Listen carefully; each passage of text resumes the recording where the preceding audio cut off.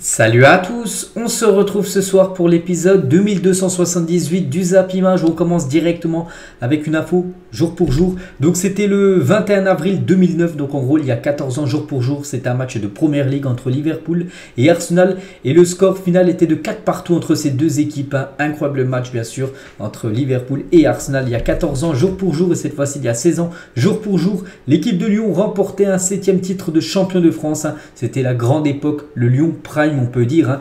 Donc ça ils avaient remporté beaucoup de championnats d'affilée cette équipe de l'OL.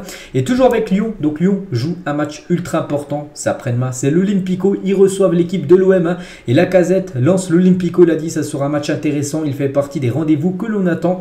On a une envie de revanche par rapport au match aller où Marseille s'était imposé, on veut bien jouer et gagner parce qu'on est sur une belle série et devant nos supporters on souhaite bien faire et surtout voilà, ça serait bien de gagner pour Lyon bien sûr pour essayer d'accrocher une place européenne saison prochaine. Mais en face c'est Marseille, actuellement bien sûr très bien classé en Ligue 1. Donc voilà, bien sûr c'est Olympico, on en reparlera bien évidemment lundi, au lendemain de cette rencontre. On va parler de Giroud les gars sur une éventuelle participation à l'Euro 2024. Il a dit c'est dans 14 mois.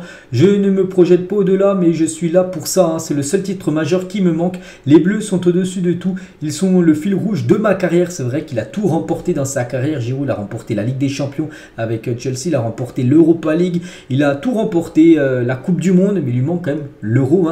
Et il dit vraiment que voilà, ce serait un objectif ultime voilà, de remporter ce championnat d'Europe des nations. Giroud toujours avec lui les gars sur le brassard de capitaine de Mbappé, il a dit là toute la dimension c'est bien pour lui, je n'avais pas de préférence avec Griezmann, donc en parlant de Griezmann qu'il aurait aussi bien porté. Kylian fait le lien avec l'avenir, c'est le trait d'union le plus cohérent entre les générations, il passe bien avec la presse, il fait le job, il sait ce qu'il veut, Kylian Mbappé, voilà, donc en gros il n'y avait pas de préférence entre que ce soit Griezmann ou Mbappé. Il dit qu'il est très content bien sûr pour Kylian Mbappé qui soit capitaine de cette équipe de France. Giroud toujours parce qu'il a été interviewé par le journal L'équipe aujourd'hui, c'est pour ça qu'il y a quelques déclarations de l'attaquant français. Donc sur le départ de Benzema pendant la Coupe du Monde, quand j'entends que certains d'entre nous auraient été soulagés de le voir partir, c'est complètement absurde. On était désolé pour lui, je lui ai fait savoir personnellement, en gros il lui a envoyé un message pour lui dire qu'il était déçu bien sûr qu'il soit blessé pour jouer cette Coupe du Monde. C'est évident qu'on perdait une arme importante, on était déçu pour lui, pour nous, pour tout le monde. Donc c'est vrai qu'on avait entendu des rumeurs qu'en gros l'équipe de France était plutôt contente quand Benzema avait quitté le groupe France pour retourner à Madrid pour se faire soigner. Et d'après Olivier Giroud, pas du tout bien sûr. C'était un gros coup dur pour les Bleus. Et toujours avec lui, je suis en résistance. Il y a 15 buts d'écart, Giroud, au sujet de son nombre de buts en sélection par rapport à Kylian Mbappé. Mbappé, je crois qu'il est 4e ou 3 ou 4e des classements des meilleurs buteurs. Et Giroud est le premier. Il sait qu'il y a 15 buts d'écart entre lui et celui de Mbappé qui le battra certainement dans le futur. Il fait de la résistance en gros. Giroud par rapport à ses buts. Par rapport à ceux de Kylian Mbappé en équipe de France. Tiens, en parlant de Kylian Mbappé, on ferme la page Giroud. Donc Mbappé aurait ciblé Marco Verratti plutôt que Neymar lorsqu'il a déclaré « Chacun doit bien manger, bien dormir » en février dernier, souvenez-vous. C'était après la défaite lors du match aller de Ligue des Champions contre le Bayern. Il avait dit que voilà, pour préparer le match retour, bon, qui a été aussi défaite contre l'équipe du Bayern, mais il avait dit voilà, qu'il va falloir bien se reposer, bien manger, tout ça avant le match retour contre le Bayern. Et en gros, il ciblait plutôt Marco Verratti plutôt que Neymar. Et toujours avec Kylian Mbappé, donc qui joue ce soir, tiens Kylian, avec l'équipe du PSG contre Angers. Mais l'équipe de Dijon est la victime favorite de Kylian Mbappé en Ligue 1. En effet, le club de Dijon a encaissé 11 buts par l'ancien monégasque. Donc voilà, c'est une équipe qu'il adore le plus affronter en France. Bon, même si Dijon maintenant ne joue plus en Ligue 1 parce qu'il a quand même marqué 11 buts dans sa carrière contre cette équipe du DFCO. On va parler de Manchester United. J'en ai beaucoup parlé à midi avec leur élimination en Europa League. Et pour la 6e année consécutive à Manchester a été éliminé en Coupe d'Europe par un club espagnol. Il y a eu l'équipe de Séville, le Barça, Séville, Villarreal, Atlético Madrid et Séville de nouveau. Donc voilà, ils ont beaucoup de mal à battre et surtout gêner les clubs espagnols. Pourtant ils en ont battu un cette année. Ils ont battu je crois le Betis Séville. Ils ont battu aussi le FC Barcelone en Europa League, mais l'équipe du FC Séville ça a été trop dur pour l'équipe de Manchester United. Et côté Manchester United, Casemiro, une question d'un journaliste, il a dit Séville en Europa League comme le Real Madrid en Ligue des Champions. En gros c'est une équipe qui gagne beaucoup de cette compète, l'Europa League. Il a dit Casemiro, ils doivent encore gagner 8 titres de plus pour atteindre le Real Madrid. Voilà ce qu'il a pu dire le joueur Casemiro. On va parler d'une équipe qui s'est qualifiée pour les demi-finales de l'Europa League. C'est l'AS Roma qui a dévoilé il y a 2 jours une collection exclusive de bijoux avec la marque italienne Nove 25. Donc voilà, c'est des bijoux. Donc là, on peut voir une bague avec le loup bien sûr, qui est l'emblème, on va dire, de cette équipe de l'AS Roma. Ou même des colliers, on peut voir de tout, même un collier, même un bracelet, c'est plutôt un bracelet là. Donc voilà, petite info concernant ce qu'il y a à vendre actuellement sur la boutique officielle de cette équipe de l'AS Roma. On va parler d'Hakim Ziyech, lui qui pose pour le journal Vogue néerlandais. Voilà quelques photos d'Hakim Ziyech en mode mannequin, en mode il pose bien sûr pour ce journal. On va parler aussi du dressing de Vini Junior. Vini Junior, bien sûr, a une magnifique villa du côté de Madrid. Et regardez quelques photos qu'il a pu mettre, c'est sa dernière publication Instagram. Donc voilà, je vous le partage. Donc voilà, quelques photos de Vini Junior. On va parler d'un autre Brésilien, c'est Neymar, les gars. Neymar est actuellement au Brésil. Il va revenir là dans quelques jours en France, à Paris, pour continuer son rétablissement, bien sûr. Bon, il est forfait jusqu'à la fin de la saison. Et Neymar a rendu visite à Santos la nuit dernière. Il était du côté de son ancien club. N'oubliez pas qu'avant de rejoindre le Barça, avant d'arriver en Europe, il jouait du côté de Santos, où il avait même terminé dans le top 10 du Ballon d'Or à l'époque, quand il était tout jeune, quand il évoluait du côté de Santos. Donc il est parti rendre visite bien sûr à ses anciens coéquipiers, voilà, tout ça du côté de Santos, mais même si je pense que tous ses anciens coéquipiers ont quitté le club depuis. Et Neymar annonce qu'il reviendra à Santos. Voilà, en gros il annonce son futur club après le PSG, ça devrait être Santos. Il devrait retourner jouer un jour dans son club formateur. Un jour je reviendrai, c'est génial de revenir dans ma maison, je me sens chez moi ici. C'est le club qui m'a tout donné, qui m'a ouvert les portes tout simplement. À moi et à ma famille, qui m'a révélé au monde. Je suis très heureux et content d'être ici. Donc voilà ce que dit Neymar, qui rejouera un jour du côté de Santos au Brésil. Et toujours avec Neymar, tiens, une photo de lui quand il était à Santos au Brésil il y a pas mal d'années. Donc Ramon Martinez, ancien directeur sportif du Real Madrid, quand il est à Santos au lieu d'aller au Barça, il aurait pu aller du côté du Real, parce que Neymar il s'est entraîné avec nous pendant 10 jours du côté du centre de formation du Real Madrid. Il driblait tout le monde, c'était incroyable. Le problème était que ses grands-parents vivaient au Brésil et demandaient une maison à Madrid, ce que le club a refusé, le Real, de donner une maison aux grands-parents à Neymar. Du coup, voilà, ça a foiré, on va dire, son transfert au Real. Donc si Florentino Pérez avait été là, il ne l'aurait pas laissé passer, tout simplement, Neymar, parce que Pérez n'était pas le président du Real Madrid, c'était en 2013, quand bien sûr il a failli venir du côté du Real Madrid. S'il aurait été là, bien sûr, Neymar aurait peut-être joué du côté du Real au lieu de jouer du côté du Barça à l'époque. On va parler de la une du journal Sport aujourd'hui, et ça parle encore de Messi. Ok à Messi, voilà, ça fait la une bien sûr, par rapport au retour probable de Léo Messi. J'en ai parlé à midi, qui a plus de 80% de chances que Messi revienne du côté du club. Et le Barça prévoirait 4 arrivées cet été, donc celle de Léo Messi, Martinez et Gundogan. Et un autre joueur dont le nom n'a pas filtré encore, donc voilà, il doit y avoir 4 recrues minimum du côté du Barça, peut-être des autres surprises aussi. Donc voilà, 3 sur Messi, Martinez et Gundogan. Et toujours avec Barcelone, regardez l'autre une, du côté de Barça, Mundo Deportivo, objectif 100 millions d'euros. En gros, c'est vendre des joueurs. Et on peut voir que Ferran Torres, Rafinha, Ansu Fati, Kessie ou même Eric Garcia sont des joueurs probable peut-être sur la liste des départs, parce que le Barça doit récupérer de l'argent. Ils espèrent en tirer plus de 100 millions d'euros. Toujours avec le Barça, surtout le stade, le Spotify Camp Nou est le stade le plus photographique d'Europe en 2022-2023 par une grande différence. Donc Camp Nou, on peut voir, en gros c'est les hashtags sur Instagram. Donc voilà, tu mets hashtag Camp Nou, donc c'est où il y en a le plus parmi tous les stades en Europe, plus de 2 millions d'hashtags par rapport au Camp Nou. Donc c'est le stade le plus photographié devant Anfield, San Siro 3e, Bernabeu 4e. On peut voir le Parc des Princes à la 7e position, et on peut voir aussi le stade Vélodrome du côté de Marseille à la 15e position. Donc voilà les stades les plus photographiés, on va dire, en Europe. Une photo de Lewandowski, les gars, qui est prêt. N'oubliez pas que le Barça joue après-demain contre l'équipe de l'Atlético Madrid. C'est à 16h15. N'oubliez pas que le Barça premier, l'Atlético 3e. Donc ça reste un gros match de Liga. Et Lewandowski sera au top. En plus, ça fait longtemps qu'il n'a pas marqué. Le Barça, n'oubliez pas, reste aussi sur 3 matchs sans marquer. Donc voilà, il faut un Lewandowski en forme pour que le Barça puisse retrouver le chemin des filets. Pep Guardiola, les gars, avant ce match contre le Real Madrid, je pense que tous les clubs du monde ont le sentiment que pour gagner cette compétition, la Ligue des Champions, il faut battre le Real Madrid. Avant c'était Barcelone, mais maintenant c'est Madrid. Voilà ce qu'il a pu dire tout simplement Pep Guardiola avant d'affronter le Real Madrid pour la Ligue des Champions. Et Jimmy Carragher, ancien joueur de Liverpool, maintenant consultant sur Sky Sport en Angleterre. Je suis sûr que Manchester City battra le Real Madrid et se qualifiera pour la finale. Même son de cloche pour Thierry Henry. Je pense que City va se qualifier pour la finale. C'était les favoris et le sont toujours pour remporter ce titre. Après, n'oubliez pas que les gars, c'est quand même le Real en face. On sait que c'est une équipe qui adore la Ligue des Champions. On verra. Pour moi, vraiment, c'est du 50-50. Vraiment, je ne mets pas de favoris. Tout c'est un match complètement ouvert, on va dire, entre ce Real et cette équipe de Manchester City. Et toujours avec le Real, Florentino Pérez aurait l'intention de prolonger Carlo Ancelotti si le Real Madrid venait à remporter la Ligue des Champions cette saison. Donc actuellement, il a un contrat jusqu'à juin 2024, encore un an de contrat. Et s'il venait à remporter la Ligue des Champions, il pourrait voir son contrat prolongé du côté du Real Madrid, Carlo Ancelotti. On va parler d'un autre entraîneur, c'est Christophe Galtier.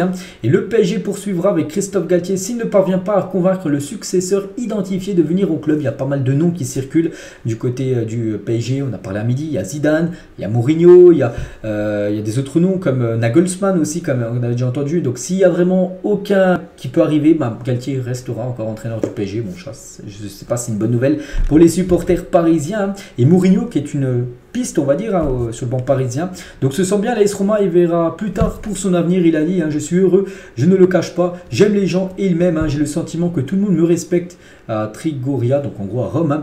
Les joueurs sont fantastiques, ils sont presque comme des enfants, une empathie formidable avec eux. Parfois j'ai des frustrations, mais j'ai des ambitions différentes.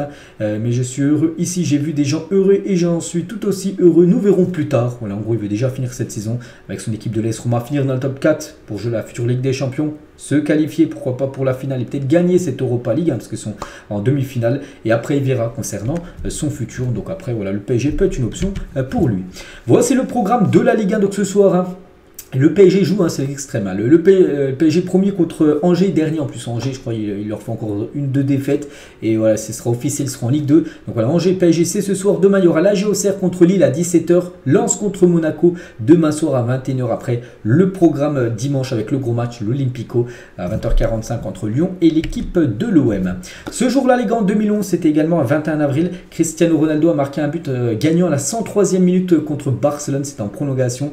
En finale de la Coupe du Roi qui avait eu au Bernabeu. Regardez la compo de départ où le Real Madrid avait gagné 1-0 contre le Barça lors de cette finale de Coupe du Roi avec Ronaldo accompagné de Di Maria et Mesut Özil en attaque, Khedira, Pepe qui avait joué 6 ce match-là et Xabi Alonso et Marcelo Carvalho, Ramos, Arbeloa et Casillas au but.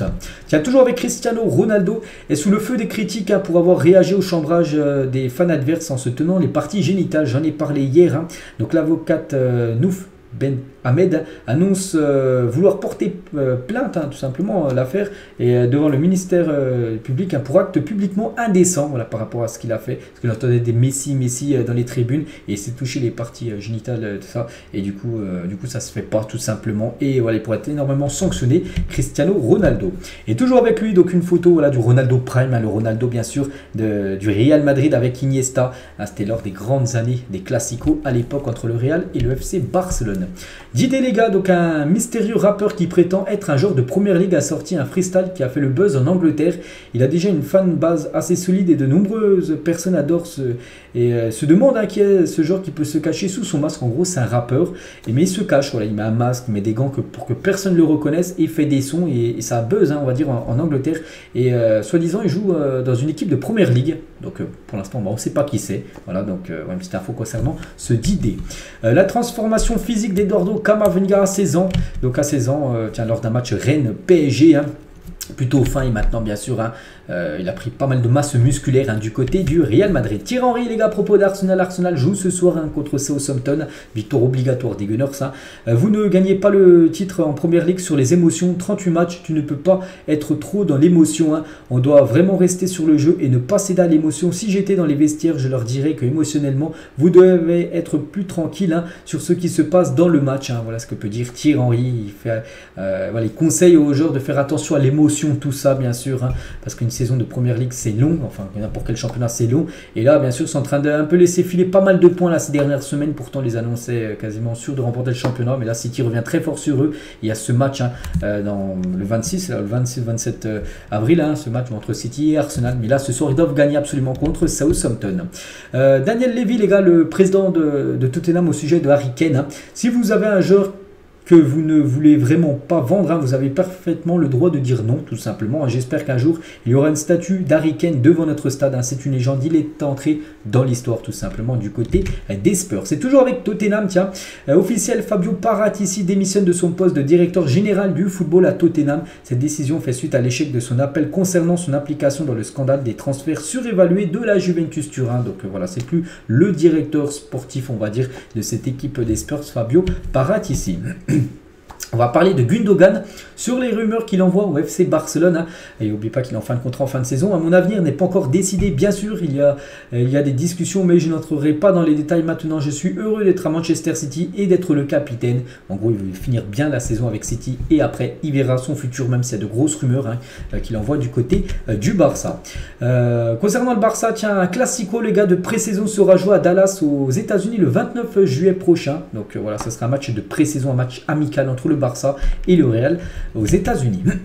On va parler de Clermont et c'est officiel. Clermont annonce la prolongation de Pascal Gastien, en gros le coach et le staff, tout simplement, soit jusqu'en juin 2024. Il est en fin de contrat, en fin de saison. On l'a vu que Clermont fait une très belle année. Du coup, le staff et l'entraîneur prolongent d'une année de plus. Moïse Caicedo, les gars, joueur de Brighton, il a dit: j'aimerais jouer pour le Real Madrid. Cela a toujours été mon rêve. Donc voilà, il est clair. Il est droit au but. Il aimerait jouer un jour du côté du Real Madrid. Ce joueur qui a été beaucoup sollicité, par exemple Arsenal ou même Chelsea le voulait lors du dernier mercato hivernal. Emmanuel Macron, les gars, dédicacé un maillot de l'OM à l'occasion de sa venue dans l'Hérault aujourd'hui. Donc, bon, sous les huées, bien sûr, par rapport à ce qui se passe avec la réforme des retraites. Mais bon, il a signé un maillot de l'Olympique de Marseille. Il était content parce que c'est un grand fan de l'OM, le président de la France. Karim Konaté, c'est un jeune attaquant de Salzbourg, genre ivoirien. Il a dit, donc il y a la CAN en 2024 qui arrive chez nous. C'est le pays organisateur, la Côte d'Ivoire, bien sûr. Donc de la remporter, même si ça va être difficile, on sait qu'il y a le public qui va être avec nous. Il n'y a pas raison de s'inquiéter. Donc voilà, c'est vrai que la Côte d'Ivoire sera une équipe favorite, comme je pense le Maroc avec ce qu'il montre, comme aussi les autres sélections, les grandes puissances africaines aussi seront, bien sûr, ça sera une très belle compétition. On en reparlera, bien sûr, mais pas que ça commence début janvier, cette compétition. Anecdote, les gars, le record d'affluence pour un match de Ligue 1 est détenu par le LOSC lors d'un match entre Lille et Lyon en 2009 au Stade de France. Il y avait alors 78 056 spectateurs présents dans le stade et c'est un record pour un match de Ligue 1. Après, c'est vrai, vous allez me dire, mais le Stade de France n'est pas le stade de Lille. Pourquoi Lille a joué dans ce stade-là pour un match de Ligue 1? Parce que Lille, en gros, ne pouvait pas jouer dans son stade. Il était indisponible, je ne sais pas pourquoi. Voilà, ils ne pouvaient pas jouer dans leur stade. Du coup, ce match avait été délocalisé au Stade de France. Puis c'est actuellement toujours le record d'affluence, plus de 78 000 personnes pour un match de Ligue 1. Voici le ballon pour la finale de la Coupe du Roi qui se jouera le 6 mai prochain entre le Real et Osasuna. Voilà, ça sera ce ballon qui sera utilisé, bien sûr, pour cette finale. Le Roi Pelé, les gars, le légendaire Pelé, le regretté Pelé avec ses 3 Coupes du Monde remportées. C'est très compliqué pour qu'un joueur dans le futur, bien sûr, puisse avoir le même palmarès que Pelé, bien sûr, par rapport au titre en Coupe du Monde.